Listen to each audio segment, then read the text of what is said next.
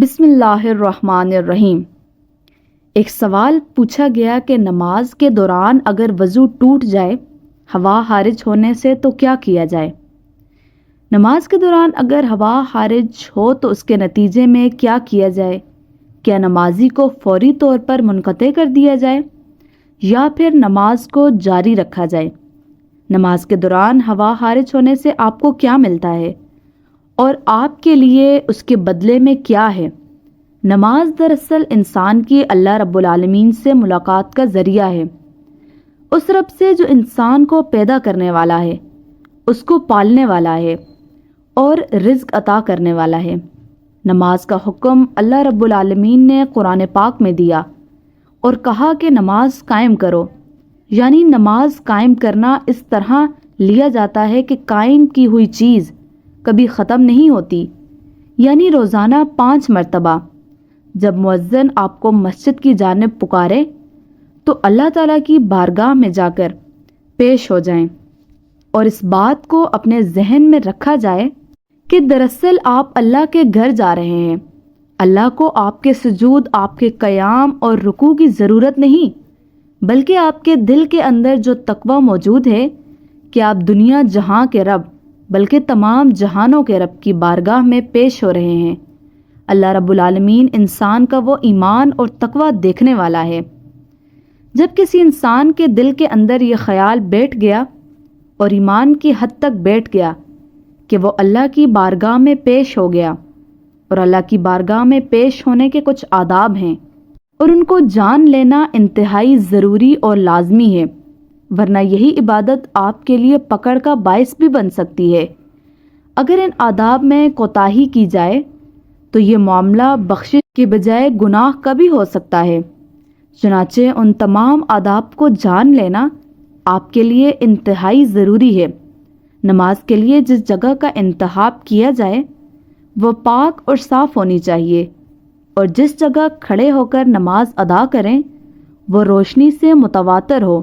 اور آپ کا رخ قبلہ شریف یعنی خانہ کعبہ کی طرف ہو۔ انسان کے بدن پر کسی قسم کی کوئی گندگی موجود نہ ہو، کپڑے پاک صاف ہوں اور جسم پاک ہو، اور ہر نماز سے پہلے وضو کر لینا لازمی ہے۔ وضو کے چند فرائض ہیں جن کو پورا کرنا لازمی ہے، ورنہ ان کے بغیر وضو پورا نہیں ہوگا، اور اگر کسی شخص کا وضو نہ ہو اور وہ نماز کے لیے مصلی پر کھڑا ہو جائے تو نتیجتاً نماز بھی نہیں ہوگی۔ چنانچہ جب وضو بنا لیا جائے اور شخص نماز ادا کرنے کی نیت کر لے تو اپنے اس وضو کا خیال رکھے، کیونکہ اگر وضو ٹوٹ گیا تو اس کے نتیجے میں بھی نماز ٹوٹ جائے گی۔ اس سلسلے میں سب سے اہم مسئلہ اور سب سے اہم سوال یہ پوچھا جاتا ہے کہ اگر نماز کے دوران ہوا خارج ہو تو اس کے نتیجے میں انسان فوری طور پر نماز سے الگ ہو جائے یا پھر نماز کو جاری رکھا جائے۔ اگر اس حوالے سے پہلے ایک واقعہ پیش کر دیا جائے تاکہ اس امر کی حقیقت کا آپ کو اندازہ ہو جائے۔ بتایا یہ جاتا ہے کہ اس رمضان المبارک میں 3 افراد نماز تراویح ادا کر رہے تھے، یوں کہ ایک شخص ان میں امامت کروانے والا اور دیگر 2 مختلف تھے۔ ایک چھوٹے سے کمرے کے اندر یہ نماز تراویح ادا کر رہے تھے، اور وہاں جب ایک شخص کی ہوا خارج ہوئی تو اس کی بدبو پورے کمرے میں پھیل گئی،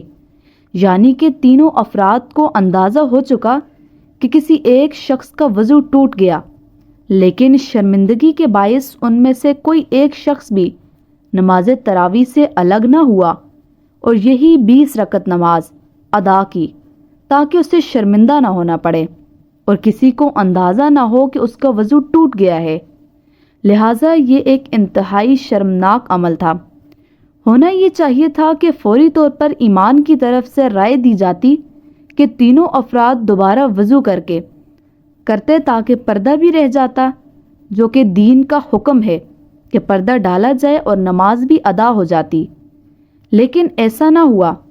لہٰذا یہ جان لینا ضروری ہے کہ اگر آپ کے ساتھ ایسا عمل ہو جائے کہ آپ کا وضو ٹوٹ جائے اور آپ حالت نماز میں ہوں تو کیا اگر آپ صف کے اندر موجود ہیں اور صف بھی پہلی ہو تو آپ اس صف کو چھوڑ کر پیچھے ہٹ جائیں اور دوبارہ وضو کر کے نماز مکمل کریں، علماء اس حوالے سے بتاتے ہیں کہ اگر وضو ٹوٹ جائے تو فوری طور پر نماز سے الگ ہو جائیں، دوبارہ وضو کریں اور نماز میں شامل ہو جائیں۔ اما عائشہ صدیقہ سے روایت ہے کہ حضور نبی کریم صلی اللہ علیہ وآلہ وسلم نے فرمایا کہ یا ہوا خارج ہونے کے نتیجے میں جو بھی شخص نماز ادا کر رہا ہو اسے چاہیے کہ فوری طور پر نماز سے الگ ہو جائے،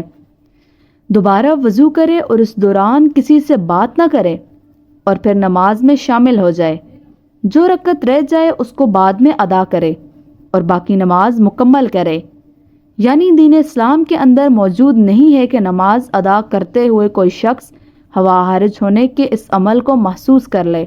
تو نماز کو جاری رکھے،